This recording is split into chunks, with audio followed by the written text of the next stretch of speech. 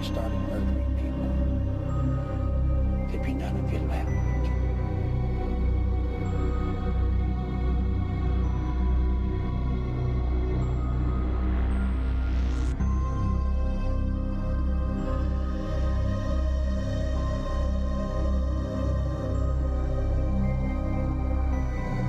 Now I am become death, the destroyer of worlds.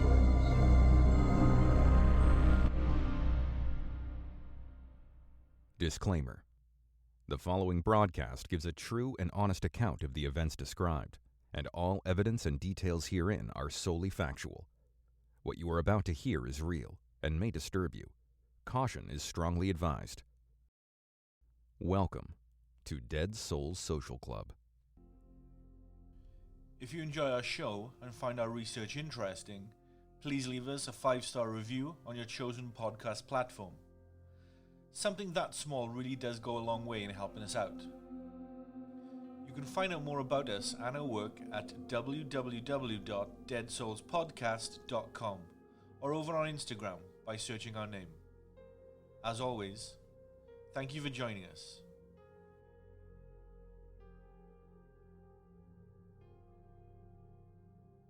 So, before we get started today, I just want to go over some program notes. Firstly, please accept my apologies for my radio silence over the last few weeks. I haven't dropped an episode since the second part of our Biggie and Tupac series, and I haven't been too active over on Instagram either. I apologise. It seems illness has brought me down, I'm afraid. In fact, it's only in the last 48 hours that I've started to feel like myself again. Almost 3 weeks lost to quite possibly the most horrendous virus I have ever experienced in recent years. But for those of you who have reached out, sent me well-meaning messages, and generally been awesome and supportive, I thank you. Even a simple, "get well soon buddy," meant the world to me, and I received a whole bunch of those, so thank you. You guys really are awesome. Also, to Nancy from Flagstaff in Arizona, I appreciate your message, but no, I don't think the podcast would be better if I died and delivered it from the afterlife. Yes, it would solve the eternal question of the existence of life after death, but I'd like to think that in those circumstances, I might have more important things to preoccupy my spare time. I could be wrong, though. Also, to David de Havilland, I hope I pronounced that correctly, from Melbourne, I pretty much answered this in my reply over on Instagram, but nope, it definitely wasn't a virus of extraterrestrial origin that I was suffering with. My lungs seem to agree. Unless, of course, the Chinese engineered COVID from an alien virus and released it into the world to defeat the Zionist and evil West, of course. Possible conspiracy theory right there. If Donald Trump or anyone working for him or QAnon is listening, you hear it here first, and I expect to be on Joe Rogan by the end of the year. Anyway, on with tonight's episode. This is You Will Obey. Picture this. That's right, just sit back and imagine, if you will. There's a new house that has been built at the end of your street. This is just a normal house. It fits in with the aesthetic of the other properties in your neighborhood. Its location, however, seems a little detached. Like all the houses on your street are evenly spaced out. But this one, well, it sits kind of out on its own, on a small verge at the end of the road. The folks who live in that house are new. They've only just moved in. They seem normal enough. A husband, a wife, and 2 young girls. The husband goes to work each morning and comes home at 6 p.m. each evening. The mother drives the girls to school each day and picks them up at 3:30. On a Sunday, occasionally, the man of the house will mow the front garden lawn. All seems normal. They are no different to your family. There's just one thing. You don't know them. You have never spoken to them. None of your neighbors have spoken to them, and as far as you are aware, they have made no effort in getting to know anyone in the neighborhood or introducing themselves to anyone in the area. Are you picturing this? Put yourself in that situation. Picture your street, if you like, and choose a house that might fit the description. Or think of a family on your avenue that fits the description or falls into this category maybe. Can you think of anyone? Does this scenario ring a bell? I'm willing to bet it does. Yep, keep that thought, sit on it for a wee while, and we'll come back to it later. Mass media. Where do you get your news? Vice, ESPN, and the History Channel? What do these three media outlets have in common? Despite their different target audiences, they're all owned by the same company, Disney. What about these three? Sci-Fi, Focus Features, and NBC. Well, the same story. They're all owned by Comcast. If you were to pick a bunch of media operations from a hat, odds are the vast majority of them are owned and operated by just one of 5 giant conglomerates or corporations. Since the early 1980s, the number of media companies controlling the bulk of US media has shrunk from 50 to just 5. The US has gone from a media landscape operated by a reasonable number of controlling interests to a reality dominated by new monopolies, companies just barely sneaking under the enforcement of antitrust laws and infringement. The United Kingdom's landscape is similar, with just 4 major corporations owning all of the visual media that you digest, and one of those 4 is the UK government itself. I'm going to talk about the consolidation of media in the hands of a few ultra-powerful companies and what that means in a time when the very wealthy have outsized influence over public policy. Before we begin, it's worth noting that corporate deals, acquisitions and mergers happen all the time, often with little to no announcement or media coverage, so it's quite possible that by the time you listen to this episode, some of these data points will have changed or evolved. But unless something truly seismic happens, the vast majority of Western media will still be under the thumb of one or more of the main super corporations we're about to discuss. So, the Big 5. Who are they?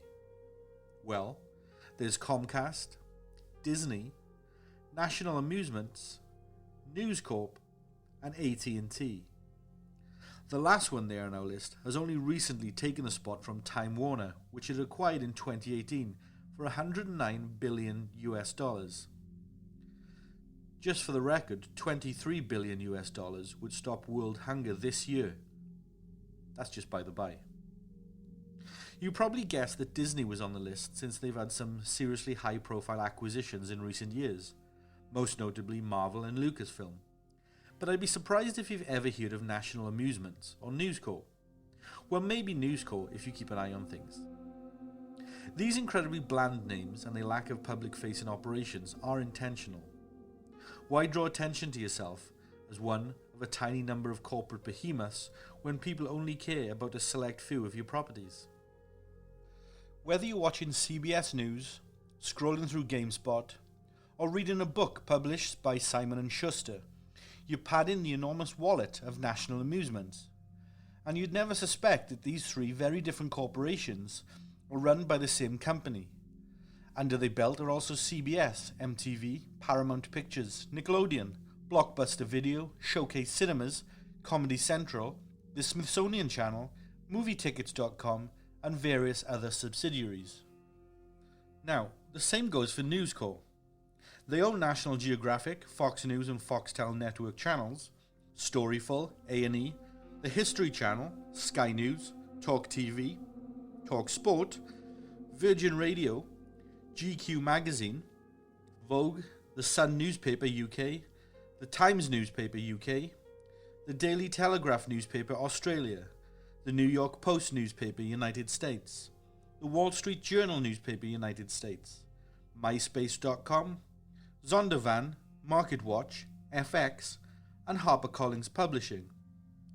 Under these banners, they also own over 200 subsidiaries worldwide, including local franchises in radio, television, and newspaper and magazines. The company is a monster. You've heard of Rupert Murdoch, right? Well, Rupert Murdoch is the Australian media magnate, linked to all kinds of questionable behaviour and people. Think Jeffrey Epstein. Well, News Corp is his, or it was until he stepped down earlier this month as chairman to hand over power to his son Lachlan. Murdoch loves to get his hands dirty in the politics of various Western nations too, by the way, in the United States, United Kingdom, and Australia. He was the guy who was married to Jerry Hall until last year, and you can bet your bottom dollar that the marriage was a business arrangement of some sort. The guy's 92 and worth almost $18 billion. You do the math.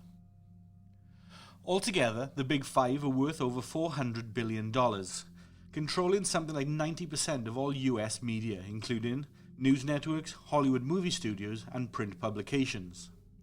And they reach nearly 100% of all United States households daily. And also, fun fact, much of the remaining 10% is owned by only slightly less giant multi-billion-dollar corporations like Sinclair, which, as you may remember, got itself into hot water by blasting out a propaganda broadcast over hundreds of local US news channels. Additionally, that other 10%, well, take a guess who are the main investors in their businesses. So how exactly are they allowed to do this? Surely having just 5 companies dominate the nation's media is considered monopolizing the board, right? Well, no, but only just barely. Let's look at what it takes to be considered a monopoly. Firstly, in order to be considered a pure monopoly, a single company has to have complete control over a market containing goods or services, with no close substitutes or options. In the UK, the Competition and Markets Authority, or CMA, regulates market behaviour and has the power to punish companies that make moves towards monopolisation of markets by issuing fines of up to 10% of their annual revenue. The Antitrust Division, part of the Department of Justice, enforces federal antitrust and competition laws in the United States. The Antitrust Division prohibits and monitors anti-competitive conduct and mergers that deprive American consumers, taxpayers, and workers of the benefits of competition. Do you remember when Microsoft wanted to purchase ZeniMax Media? If you recall, it got held up in antitrust investigations for a while, but ultimately the acquisition went through, meaning Microsoft also acquired all their subsidiaries like Bethesda Studios and Arcane. On paper, it looked like a hell of a step towards a market monopoly, sure, but the Department of Justice and the UK CMA declared the acquisition a vertical purchase and allowed it. I wonder who the shareholders in Microsoft and the big media corporations are. By I wonder, I mean I know exactly, but that's me just being cynical. So there you go. Since there are 5 large corporations that share the US media market and 4 in the UK, none of them qualify as a monopoly. But you don't have to be classified as a pure monopoly in order to wield a monopolistic power, with such a massive concentration of wealth and power. In the hands of so few, it ensures that smaller operations never have the chance to succeed unless you count the very capitalistic concept of success, which is building a company just large enough to get bought out by one of the big players. Just remember, corporations don't innovate. They purchase innovation and progression and then just slap an index price structure on it. What we see in the Western media landscape is more of an oligopoly. That is, complete control spread across just a handful of powerful groups. But also, anonymous control, where the big corporation owns so many subsidiaries under various business names that the customer aren't aware of the overall owner and investor. It's a rarity that you know where your money is going or what you are funding directly. Also, there is so much interplay and deal-making within these 5 megacorporations that in effect, they are a monopoly in every sense but the legal one. Cross-board communication and shared interest. For example, it's not uncommon to see one of the Big 5 hold a massive stake in a property owned by another of the Big 5. But if there were so many more media corporations as recently as the 1980s, how did we get to the dystopian, all-powerful corporate landscape that we see today? Well, to make a long story short, it all boils down to the passing of the 1996 United States Telecommunications Act. This piece of legislation was supposedly intended to deregulate the increasingly tangled broadcast and telecommunications markets, allowing anyone to enter and compete in the industry, to promote competition and reduce regulation in order to secure lower prices and higher quality services for the American consumers. Prior to this, and some older listeners may remember, the media market was split into smaller regional markets. Whatever the intended result was, the actual outcome was simply the rapid consolidation of power in the hands of fewer and fewer massive corporations. Gee, didn't the powers see that coming? I wonder who the shareholders are in the big media corporations. By I wonder, I mean I know exactly, but that's me being cynical. Side note here, ask yourself, who is a public servant going to serve the most? The people, out of principle, or the corporations with the unlimited checkbook? To quote the oft-hilarious Michael Moore, who's your daddy? In the 2003 edition of Howard Zinn's A People's History of the United States, Zinn notes the Telecommunications Act of 1996 enabled the handful of corporations dominating the airwaves to expand their power, resulting in further mergers enabling tighter control of information. He was right, and it only expanded further. In the decade prior to the Telecommunications Act, 50 companies controlled the majority of the media landscape. By 1992, that number had fallen by 50%. And after the passage of the new broadcast legislation, the number quickly shrank even further to just 6 by the year 2000. And that's basically where things have stayed to this day. Not because these giant companies wouldn't love to own more of the market, but because they physically can't without triggering antitrust lawsuits. To put things into perspective, let's take a look at some of the media operations that the Big Five own. So, AT&T, the newest member of the Big Five after acquiring the massive Time Warner control.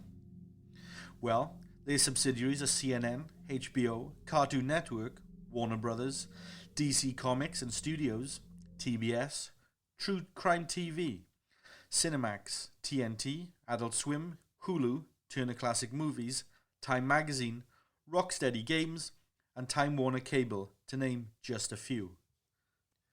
Next up is Comcast, which has a well-deserved reputation as a thoroughly evil corporation. They own NBC, MSNBC, USA Network, Sci-Fi, Fandango, Universal Pictures, Focus Features, Working Title Films, Rotten Tomatoes, Bravo, Oxygen, Big Idea, MLB Network, NHL Network, Xfinity, DreamWorks, Illumination Animation Studios, Amstrad, Sky TV UK, Gramercy Pictures, and dozens upon dozens of internet ventures. I have already touched on National Amusements and News Corp, so I'll jump straight to number 5 on our shit list of power. Everyone's favourite family-friendly corporate overlord, Disney. Disney owns ABC, Pixar, ESPN, Lifetime, Marvel, Lucasfilm, Hollywood Records, Touchstone Pictures, Vice, plus a giant swathe of the comic book industry thanks to their acquisition of Marvel.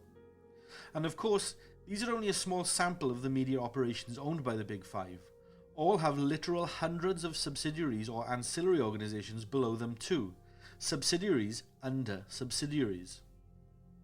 Did you know that Starbucks buys small independent coffee shops, retains their name, but chills Starbucks products? Secret Starbucks. They do this worldwide. They also outsource their retail products, i.e. bags of coffee for your home that you purchase from the supermarkets. They outsource them to Nestle, who own and distribute Nescafe, Dolce Gusto, Nespresso, and Blue Bottle. 5 brands sourced from the same factory with only slight differences in recipes to maximize profit. What I haven't included here that are also owned by the Big Five are sports teams, retail outlets, theme parks, real estate, and event or promotion organizations. I'd be here all day if I dug into those too. But imagine going to a football game, or to see a movie in the cinema, or to see your favourite band at the local arena or theatre, and your money is still going to CBS or Disney. Imagine it, because it's fact. Odds are, if you can think of a network that you watch, you'll find it's owned by one of these corporations, controlled by a small few people, usually elderly white men. The one main exception that you may have noticed though is Netflix. Boy, do the Big Five hate Netflix. Have you seen the literal hundreds of bots online speaking negatively and creating rumours and opinion about Netflix? It's all over Twitter, X. But why? It's just a streaming service. Yet people, or bots at least, seem to have strong feelings about it. Did you ever wonder who pays for those bots? Nah, me neither. Netflix, however, while not outright owned by any of the big five, is owned in part by a number of large interests and investment collaborators. Some of them very shady, like the well-known BlackRock, for example. BlackRock are also the main investor of the United Kingdom's ITV. BlackRock, for those of you unaware, are the world's largest shadow bank, though they will refer to themselves simply as investment management. They move wealth, assets, and large amounts of fortune for exceptionally wealthy people who like to keep their investments quiet, shall we say. Many who invest in BlackRock may also heavily invest in the Big Five. So really, no matter what your network preference is, you're only being offered the illusion of choice.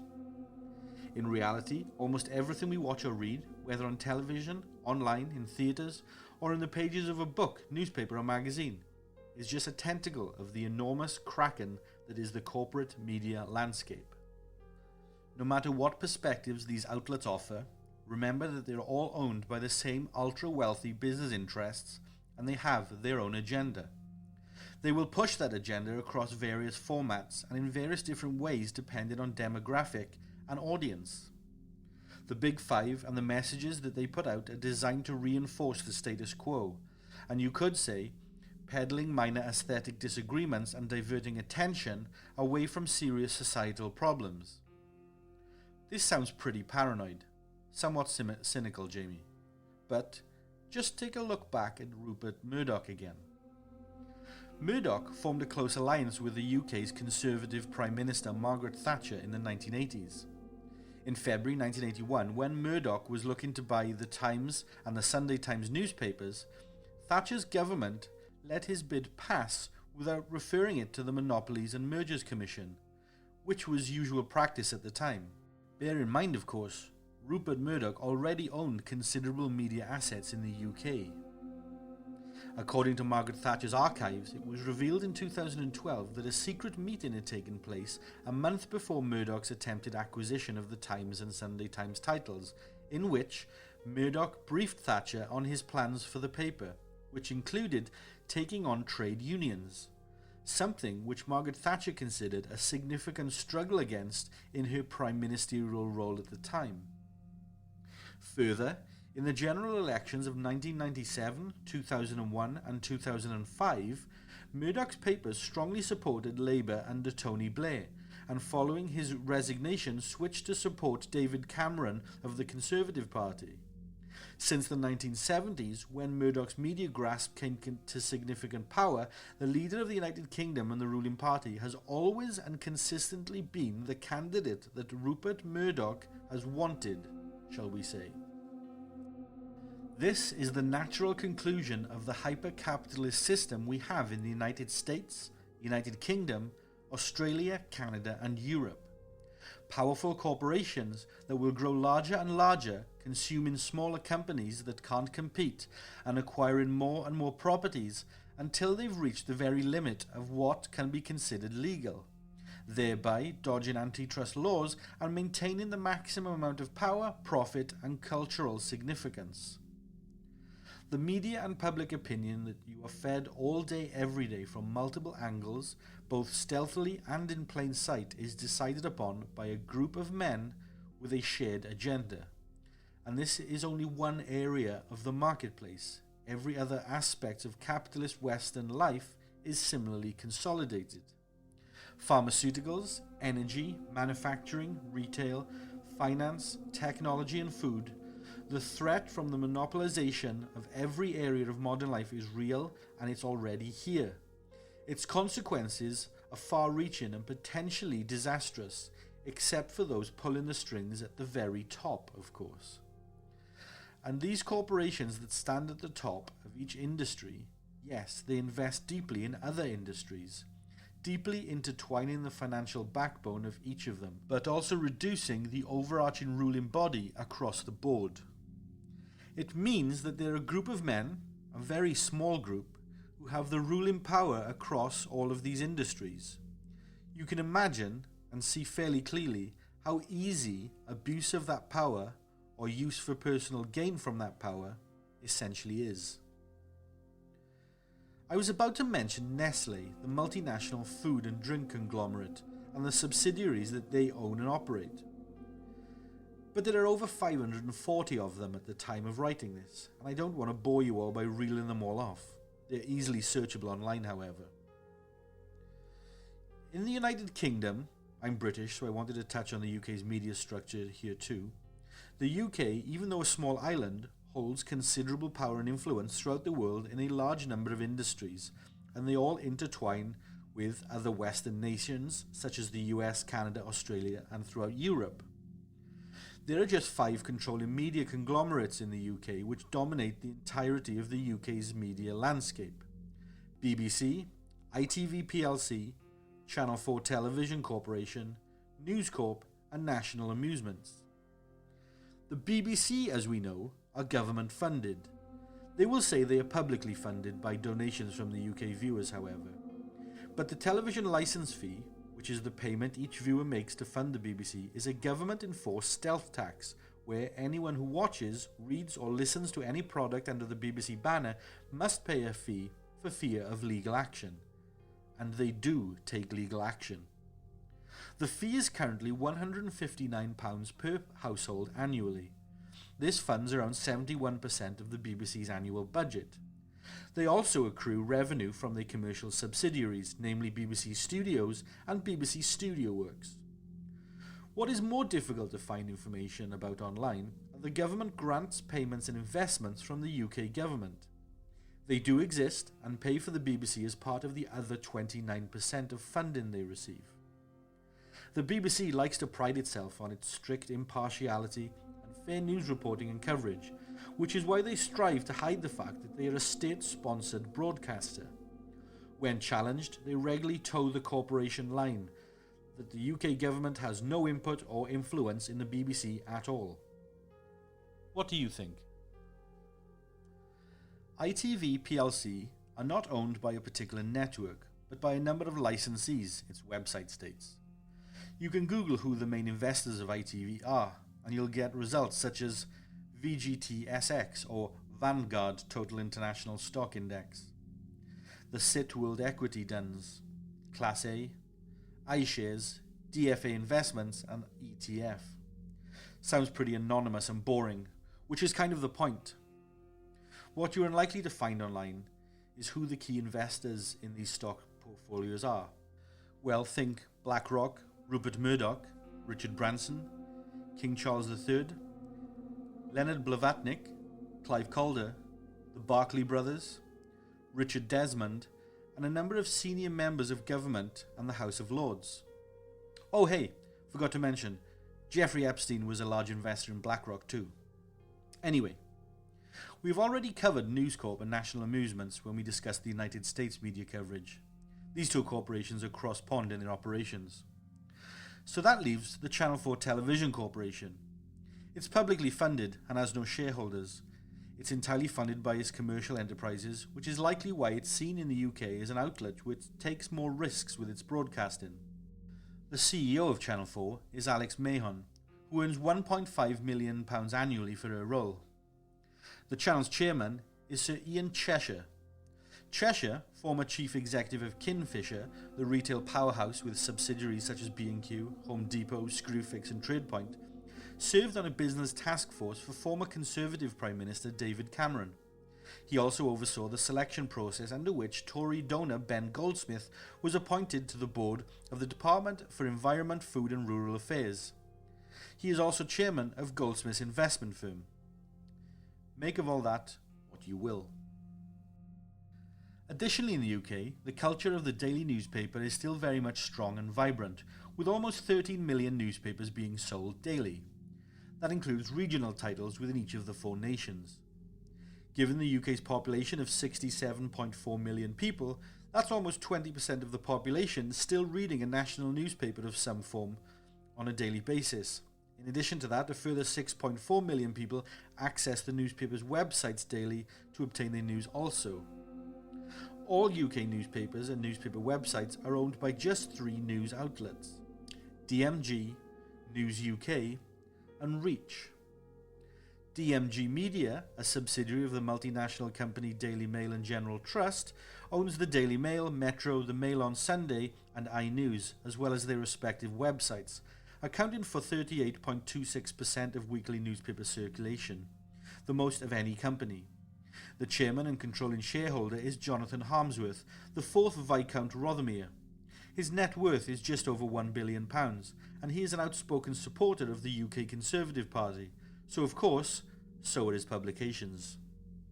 Harmsworth has non-domicile tax status, and in addition owns his media businesses through an extremely complex structure of offshore holdings and trusts, meaning he pays little UK tax. News UK comes second in its share of weekly newspaper circulation with 32.16%. It owns The Sun, The Times and The Sunday Times. News UK belongs to News Corp, which is part of Rupert Murdoch's media empire, News Corporation.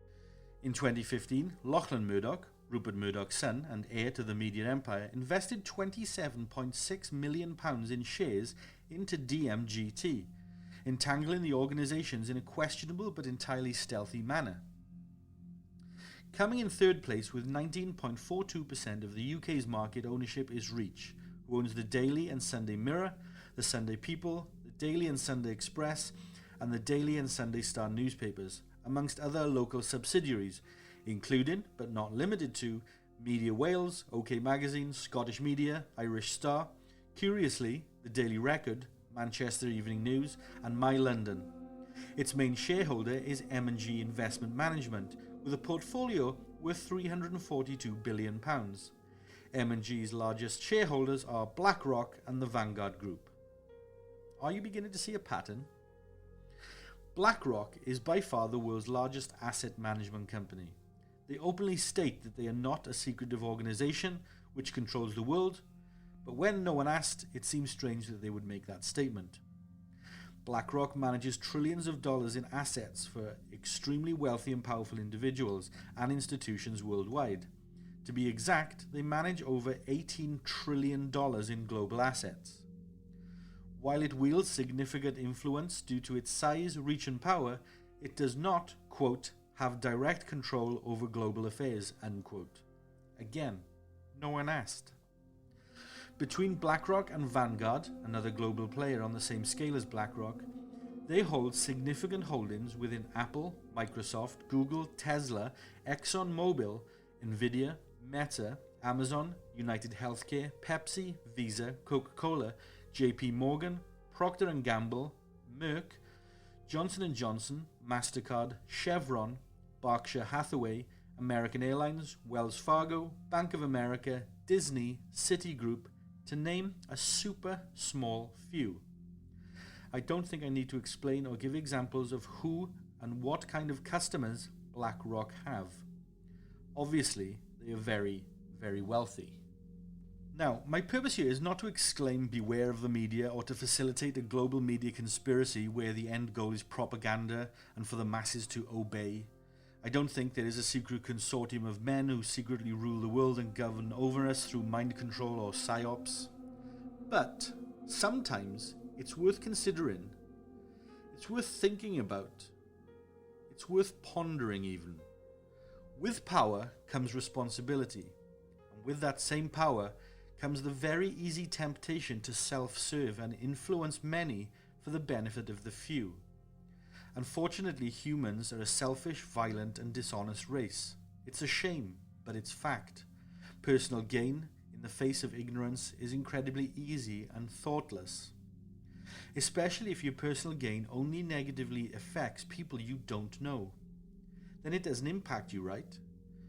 So, where is the risk or care of doing something if you never see the consequences of your actions? Remember that family from the start of this episode? The family exactly like yours that I told you to imagine, to picture in your head? It might have been a real family from your neighborhood that you imagined. Well, them.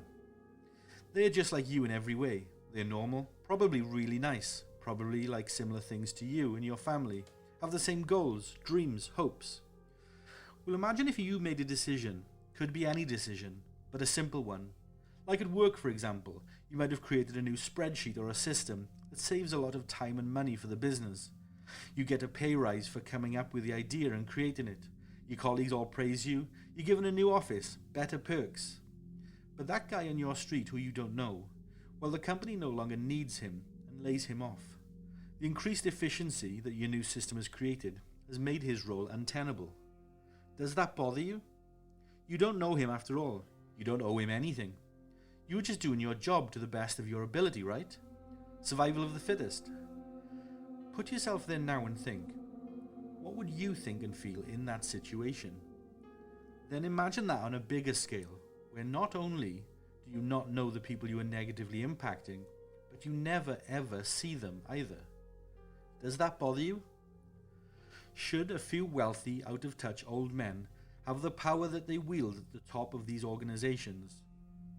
How do we know that they are good men with a strong moral compass? We simply don't. History tells us that whenever someone has held great power, catastrophe has always followed. Can you name a situation where it hasn't? Where a moral guidance has won strong?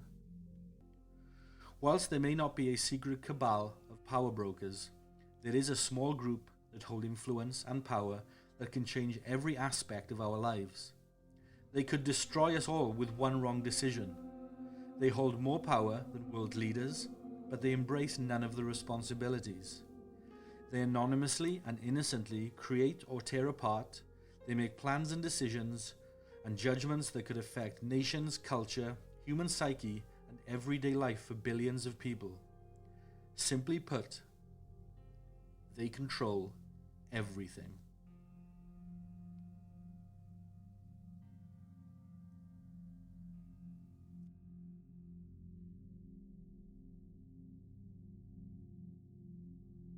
Hey everyone, just a quick update before I sign off for tonight. In January, Dead Souls are going to be changing things up in regards to the structure and frequency of our show. We will be switching to a series format.